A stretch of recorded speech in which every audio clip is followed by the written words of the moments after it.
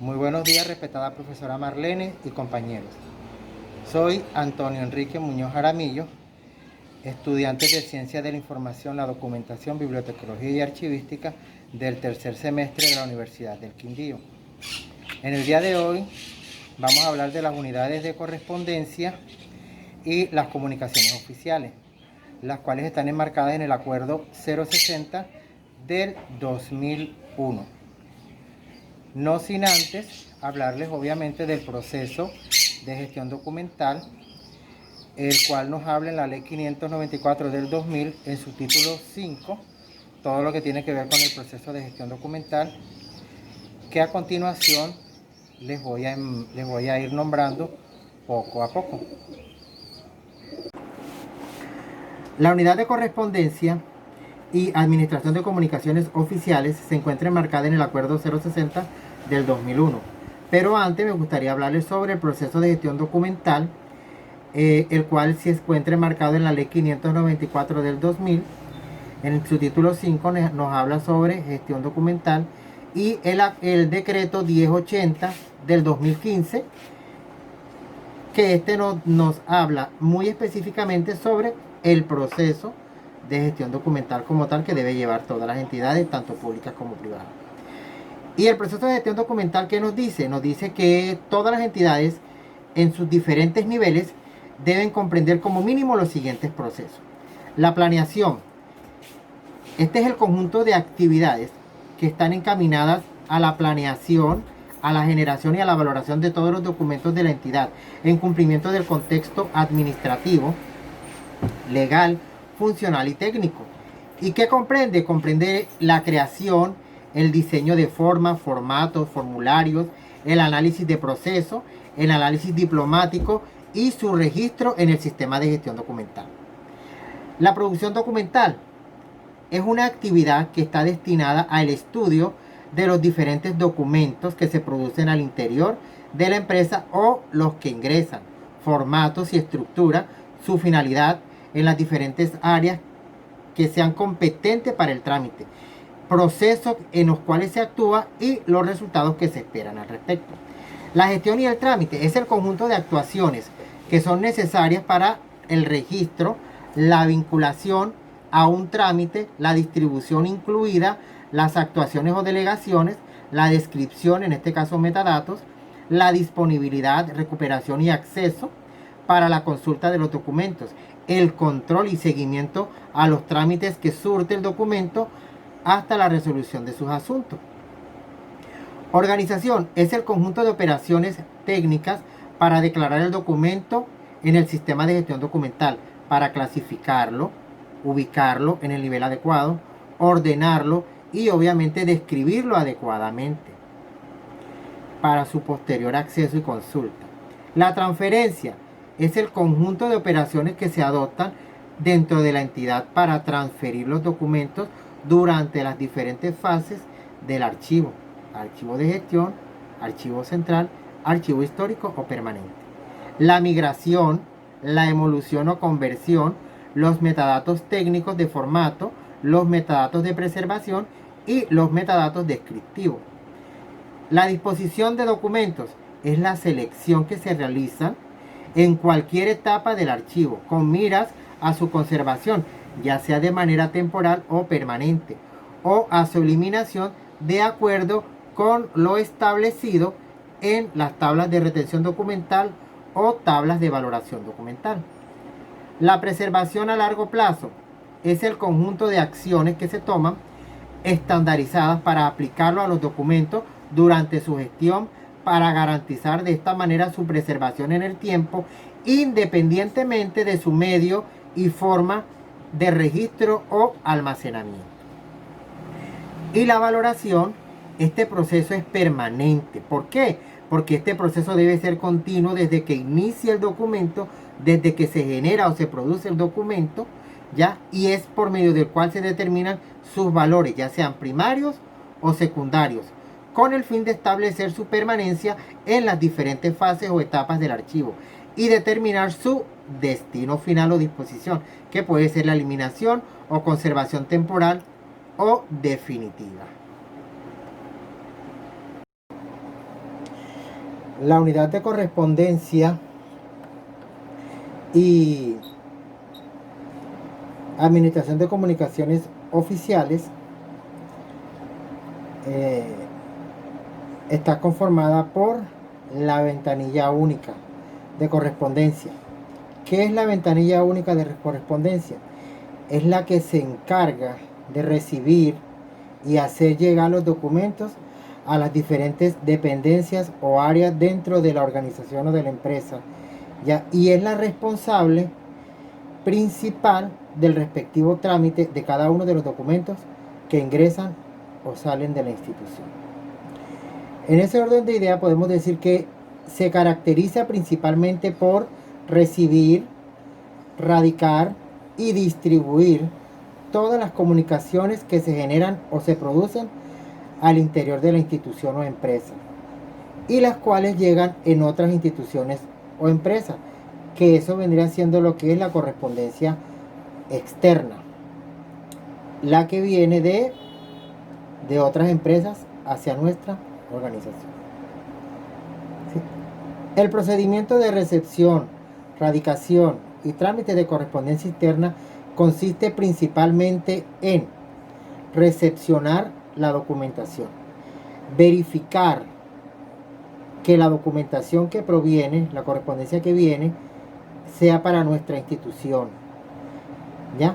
Controlar principalmente, ¿ya? Todo eso para no tener errores al momento de recibir y de radicar la información. Recordando siempre que el hecho de uno recibir esa documentación, nosotros le vamos a colocar un sello que es institucional, ¿ya? Y eso representa nuestra empresa. Ya colocarle al momento de hacer la recepción, se coloca un número consecutivo para admitir el documento.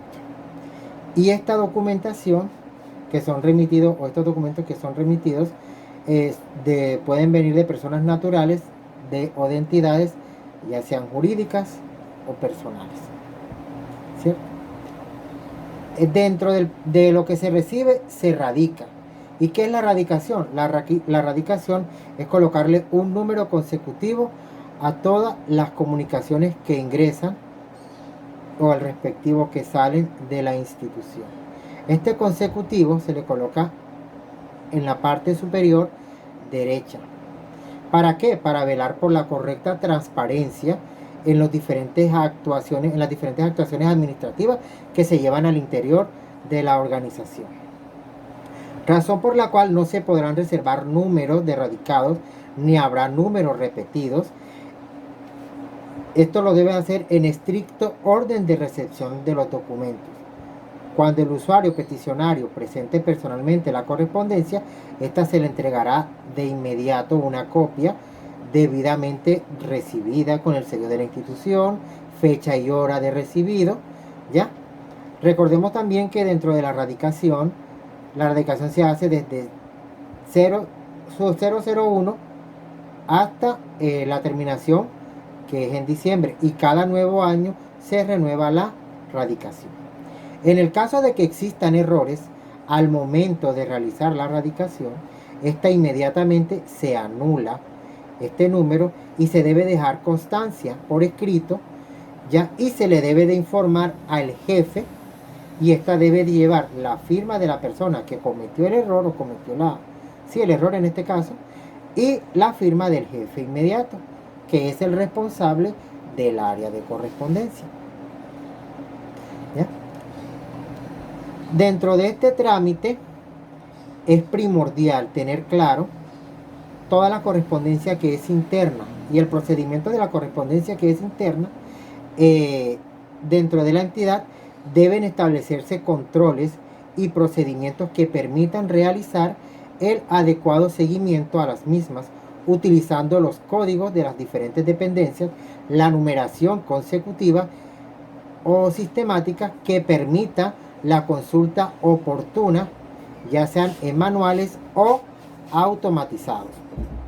Recordamos también que dentro de la radicación hay comunicaciones que tienen reloj, los relojes radicadores, que también son automáticos, ya pueden ir relacionados con el sistema, o simplemente introducimos el documento y de una forma automática, como bien lo dice, queda radicado y queda la fecha y hora de recibido. Solamente es colocar el nombre completo de la persona responsable de recibir esa comunicación dentro de la entidad o de la empresa. Dentro de las comunicaciones oficiales también se elaboran planillas, formatos de control, ya sean manuales o automatizados, que nos permitan en este caso certificar la recepción de todos los documentos por parte de los funcionarios competentes y dispondrán de servicios de alerta para el seguimiento y los tiempos de respuesta de las comunicaciones recibidas. Recordando también que todas las comunicaciones que llegan a la empresa tienen un tiempo obviamente de respuesta. A eso hay que hacerle seguimiento. ¿Y por medio de qué se hace? Por medio de los controles que nosotros realizamos con los formatos que ya están previamente establecidos para tal fin. Las comunicaciones oficiales que ingresan a la institución deben ser revisadas, deben ser verificadas y dirigirse con todos y sus anexos a la persona o al área que le compete realizar el trámite o la gestión de estos documentos. Cuando una comunicación no está firmada ni presenta el nombre del responsable o de los responsables de su contenido, se considera anónima y deberá ser remitida sin radicar a la oficina de su competencia, donde se determinará las acciones a seguir. Igual sucede con todas las comunicaciones que son enviadas desde el interior de la empresa hacia las empresas que no hacen parte dentro de la organización, son externas. Las comunicaciones enviadas en soporte papel se elaboran en original y máximo, en algunos casos se elaboran copias para que los mensajeros sean los que los lleven, y como son empresas de mensajería, en algunos casos son contratados o son mensajeros de la institución, ellos nos deben de traer el soporte del recibido, la persona que radicó y recibió la información allá en la otra institución. ¿Ya?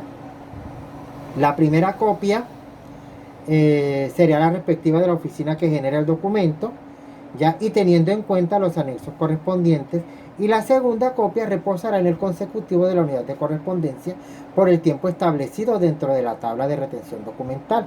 Debemos tener claro que en algunos casos hay algunas empresas que manejan software, ¿ya?, para guardar esta comunicación, porque dentro del acuerdo 060 del 2001 debemos tener esa documentación o ese recibido ya como evidencia en el caso de que se presente algún inconveniente o algún problema, ya para la posterior consulta y verificación de que de hecho lo recibimos o de hecho lo enviamos. Si dentro del proceso de correspondencia está establecido el correo electrónico, ya, y así de esa manera lo habilitan, se puede enviar también las comunicaciones por ese medio, siempre y cuando la institución lo tenga establecido, ¿ya?, dentro del proceso de recepción de la documentación. El proceso de correspondencia se puede decir que es principalmente recepción, la clasificación, apertura, revisión, radicación, el registro en los diferentes formatos y el reparto. Ahora bien, ¿en qué consiste un sistema de gestión documental? Un sistema de gestión documental dentro de la administración es el control, es un control que se realiza enorme a un volumen de documentos externos e internos que forman parte de los procesos de la organización en la administración, ya sea pública o sea privada. Se ha convertido todo esto en un reto que ha promovido la adopción de diferentes herramientas que nos facilitan su gestión, nos brindan mejoras importantes en su control y aportan considerables reducciones de tiempo, de búsqueda, de manipulación y de ahorro de gastos, muy significativo en nuestros procesos administrativos. Estos sistemas cada día son más sofisticados y pueden incluir en su gestión también objetos multimedia como imágenes, audios y videos, aunque se solape con algunas definiciones del sistema de gestión de documentos. Con esto, ¿qué queremos decir? Queremos decir que los términos de gestión se aplican más específicamente a los objetos y a la información que se usan en páginas web. Normalmente un sistema de gestión documental se compone de un software, que son las herramientas y programas más o menos integrados. La elección que se utiliza son herramientas dentro del proceso que se requieren para gestionar el nivel de la integración de los programas con los procesos administrativos. Hay una gran variedad de sistemas de gestión documental y son muy funcionales, ¿ya? Nos simplifican el trabajo, el registro de los documentos que entran y que salen, y nos permiten llevar un mejor control de los procesos. Un sistema de gestión documental, en este caso, son muy funcionales. ¿Por qué? Porque nos facilitan el trabajo, nos simplifican el trabajo, la forma de realizar los registros de documentación de los que entran y de los que salen, nos permiten un control de procesos tan sofisticados que cubren cada paso del ciclo vital de los documentos, incluyendo sus documentos relacionados, y llegan a automatizar al máximo en los procesos y atraviesan obviamente por los diferentes departamentos o áreas de la institución. Es importante resaltar ya que todo esto esté marcado dentro de una implementación del sistema de gestión documental, que es imprescindible marcar algunos objetivos que se requieren alcanzar y hacer un análisis exhaustivo de los procesos a incluir dentro de la gestión que se puede llevar a cabo dentro de la institución. Para ello hay que contar con los servicios de personas expertas en la materia que ofrezcan, que nos orienten hacia la resolución de problemas que sean idóneos dentro del proceso. Solo así se puede asegurar que una inversión en el sistema nos aporte los resultados que esperamos.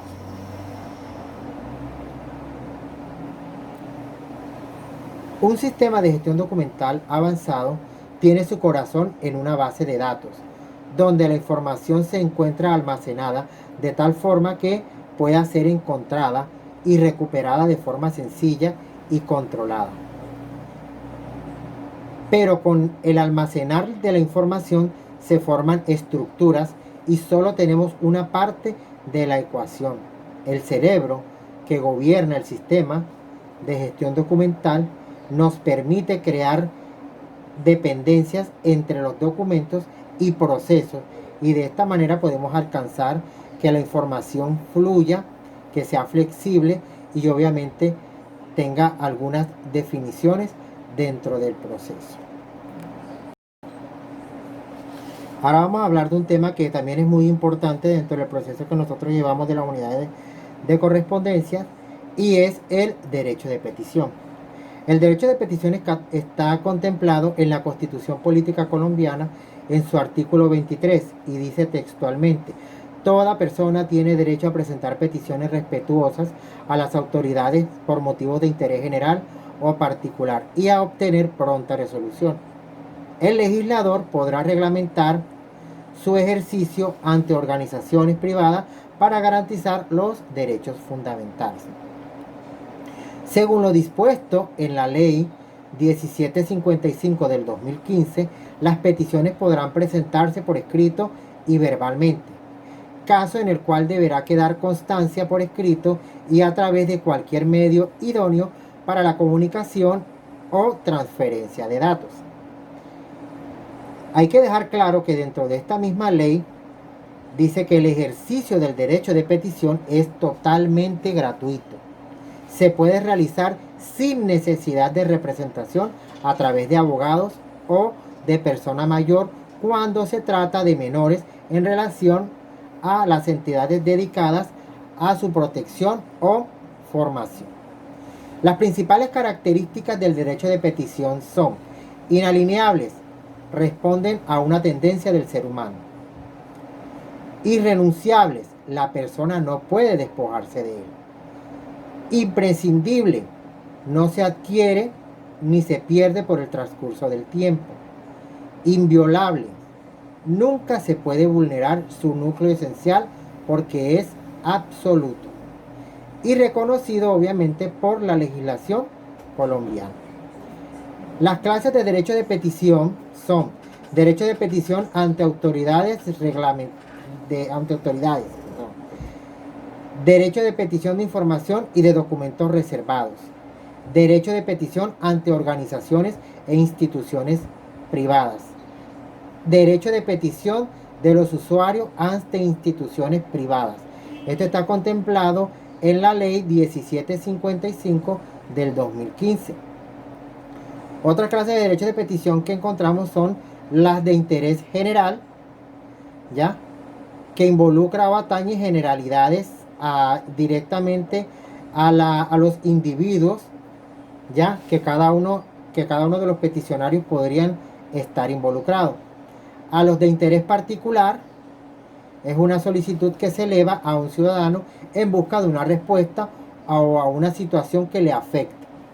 Al derecho de petición de información es el requerimiento que hace un ciudadano en el cual se busca indagar sobre un hecho, acto o situación administrativa que corresponda a la naturaleza o a la finalidad de la entidad.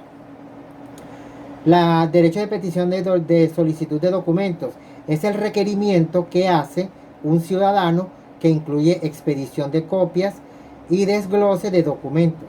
Toda persona tiene derecho a acceder y a consultar los documentos que reposan en las oficinas públicas, ¿ya? Y a que le expidan copia de la misma. El derecho de consulta es una solicitud por medio de la cual se busca someter a consideración la entidad con respecto a alguna materia que sea de su cargo. El derecho de consulta a base de datos es la solicitud por medio de la cual se busca acceder a alguna información que se encuentra en las respectivas bases de datos de la entidad. Reclamación en materia de datos personales. Esta se realiza por el titular de los datos, su representante legal o apoderado en este caso, ¿ya? Y al considerar que la información contenida en las bases de datos debe ser de objeto de corrección, de actualización o de supresión, o porque advierte un presunto incumplimiento. Una queja es la manifestación de protesta, censura, descontento o inconformidad que formula un ciudadano en relación a la conducta. Un reclamo es la manifestación mediante la cual se pone en conocimiento a las autoridades la suspensión injustificada o la prestación deficiente de algún servicio en particular. Y una denuncia es la puesta de un conocimiento ante una autoridad competente de una conducta posiblemente irregular para que se adelante la correspondiente investigación disciplinaria y se remitan las correspondientes copias a las entidades competentes dentro de la investigación penal o fiscal. Es necesario que indiquen las circunstancias de tiempo, modo y lugar que permitan encauzar el análisis de la presunta conducta irregular. Peticiones ante autoridades. Es la petición de información o de documento que se realiza a una autoridad a otra. Dentro de estas se encuentran las realizadas por los organismos de control como la Procuraduría General de la Nación, la Defensoría del Pueblo y la Contraloría General de la República. Tenemos también el derecho de petición de informes por los congresistas. Esta petición presentada por un senador o representante a la Cámara con el fin de solicitar información en ejercicio del control que corresponda adelantar al Congreso de la República. Importante resaltar que el derecho de petición tiene unos tiempos para dar respuesta. Los que son de quejas, reclamos y manifestaciones tienen un tiempo de 15 días para dar su respuesta respectiva. Las peticiones de información tienen 10 días y las de consulta tienen un término de respuesta de 30 días hábiles, aclarando que los 30 días hábiles son de lunes a viernes, sábado, domingo y festivo no se incluyen. ¿Ya?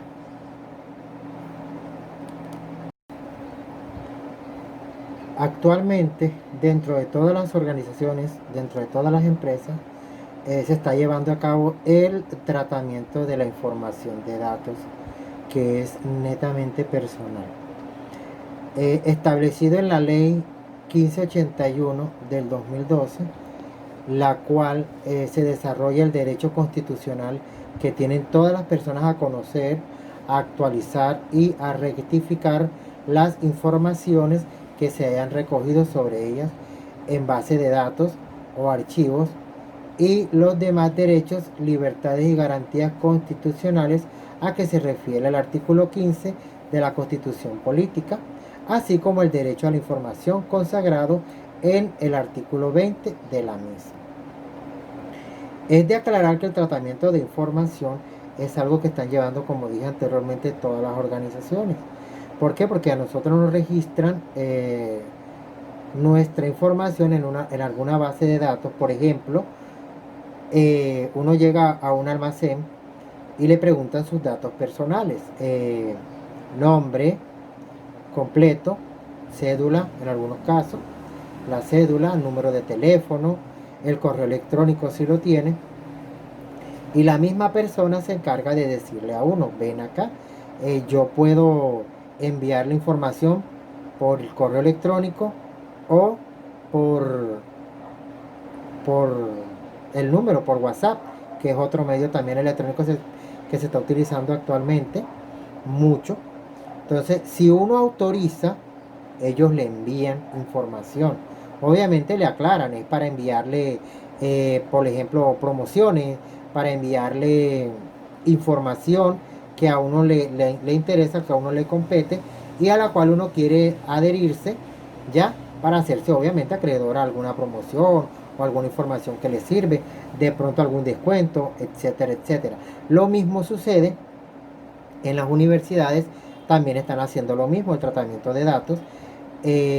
Cuando son menores de edad los niños, obviamente los padres tienen derecho a la información, pero cuando ya el joven es mayor de edad, cumple la mayoría de edad, ya los padres no tienen ningún derecho de pedir información al respecto, a menos que el joven o el estudiante sea el encargado de autorizar que si le den información. De lo contrario, no pueden acceder a información que sea totalmente confidencial. De eso trata básicamente la ley 1581 del 2012 en el concepto que maneja de tratamiento de información de datos.